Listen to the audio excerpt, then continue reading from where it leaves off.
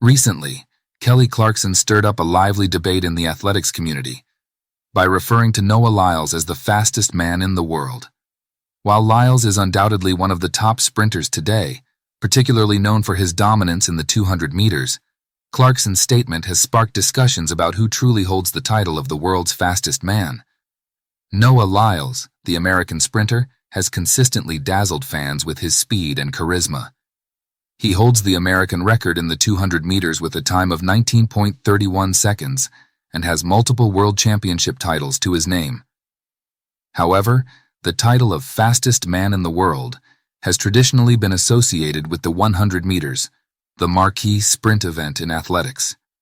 Usain Bolt, the legendary Jamaican sprinter, still holds the world record in the 100 meters at 9.58 seconds, a feat he achieved in 2009.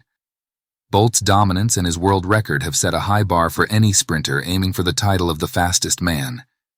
Adding to the mix is the emerging talent of Keshane Thompson, who recently clocked an impressive 9.77 seconds in the 100 meters, the fastest time in the world for an athlete who is still competing. Thompson's performance marks him as a strong contender in the sprinting world and places him in the spotlight as a potential future record holder. For now, Usain Bolt's record still stands. He is the fastest man in the world.